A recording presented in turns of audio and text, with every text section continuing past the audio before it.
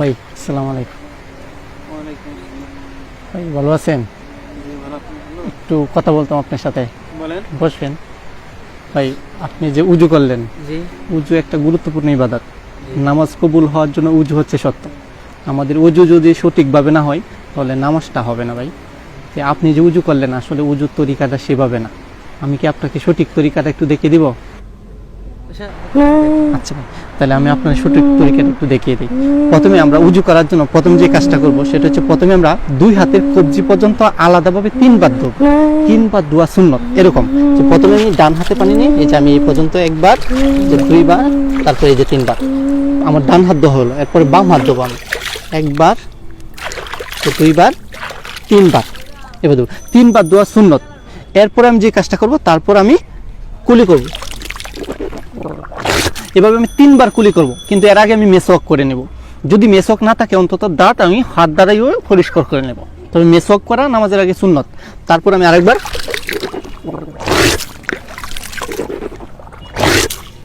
এই যে তিনবার কুলি করলাম। তিনবার কুলি করার পরে আমি তিনবার আলাদাভাবে নাকে পানি দিব। প্রথমবার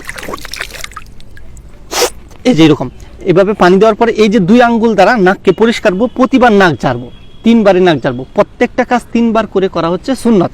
যে আমি একবার করলাম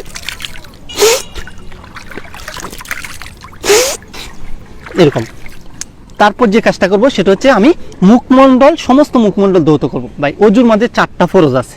4টা ফরজের যদি কোনো একটা ফরজ ভুল হয় বা কোনো একটা ফরজের যে অঙ্গগুলো আছে, একটা অঙ্গ একটা চুল পরিমাণ জায়গা যদি পানি দ্বারা না ভিজে তাহলে আমাদের উজু হবে না। 4টা ফরজ, তার মানে প্রথম ফরজ হচ্ছে আমাদের সমস্ত মুখমণ্ডল একবার ধৌত করা। সীমানা হচ্ছে এইখান থেকে শেষ পর্যন্ত এক কানের লতি থেকে অপর কানের লতি পর্যন্ত একবার ধৌত করা, একবার ধৌত করা ফরজ, কিন্তু আমরা তিনবার ধৌত করা সুন্নত। আমরা তিনবার ধৌত করব। দেখেন ভাই,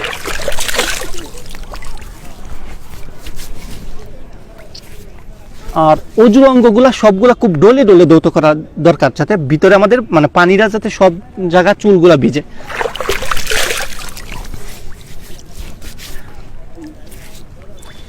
ভাই কারো যদি ঘন দাড়ি থাকে তাহলে আমরা দাড়ি কিলাল করবো, এরকম ভাবে, এরকম ভাবে আমরা দাড়ি কিলাল করে নিব।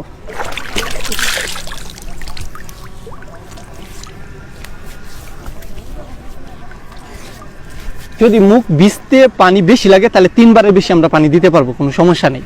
তাহলে এই যে আমরা এরকম করে নেব। তারপর আমরা যে কাজ করব, আমাদের দুই হাতের এই কনুই পর্যন্ত খুব ভালো করে ধৌত করব। তিনবার ধৌত করা সুন্নত, আর দুই হাতের কনু ধৌত করা ফরজ, একবার ধৌত করা ফরজ। উজুর 4টা ফরজের মধ্যে এটা হচ্ছে দ্বিতীয় নাম্বার ফরজ।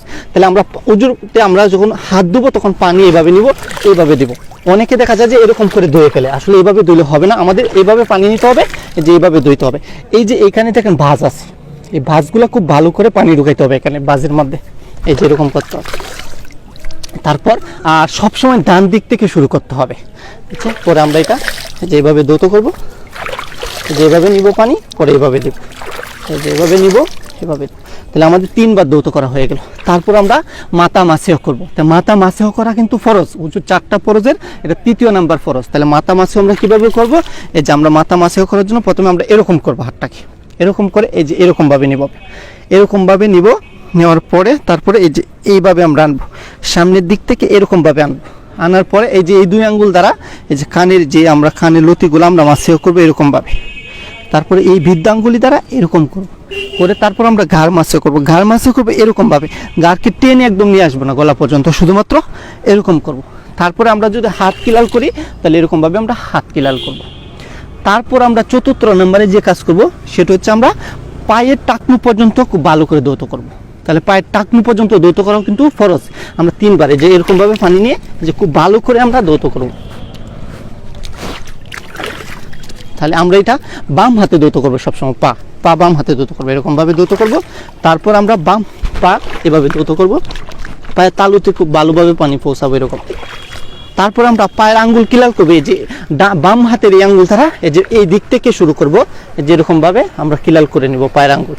তারপর এই যে বাম পায়ের এইভাবে কিলাল করে নিব আমরা। তাহলে ভাই এইভাবে যদি আমরা পরিপূর্ণভাবে উজু করি, তারপর উজু করার পরে যদি আমরা তাশাহুদ পড়ি, তাহলে আল্লাহ তাআলা আমাদের এই ওযুর দ্বারা অনেক মর্যাদা দিবেন, এবং এই ওযুর দ্বারা যদি আমরা নামাজ পড়ি তাহলে আমাদের নামাজটা আল্লাহ তাআলার কাছে গ্রহণযোগ্য হবে। নামাজ কবুল হওয়ার জন্য আমাদের ওযু সত্য। ওযু আসলে তাড়াহুড়ো করার বিষয় না, আর ইসলামের কোনো ইবাদতই আসলে তাড়াহুড়া করে করার বিষয় না। আমরা খুব ধীরস্থিরভাবে, কারণ আমরা কার সামনে হাজিরা দিতে যাইতেছি? মহান রাব্বুল আলামিনের সামনে হাজিরা দিতে যাইতেছি।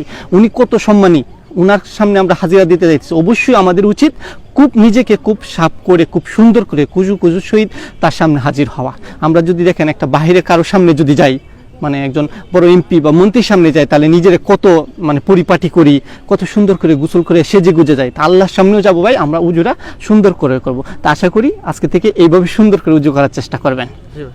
আচ্ছা। আচ্ছা ভাই, আমি যে তাহলে তো দিন ভুল পন্থায় অজু করেছি, আজ থেকে আমি চেষ্টা করব আপনার দেখানো সঠিক পথে অজু করার জন্য। ভাই আমার জন্য দোয়া করবেন। ফি আমানিল্লাহ।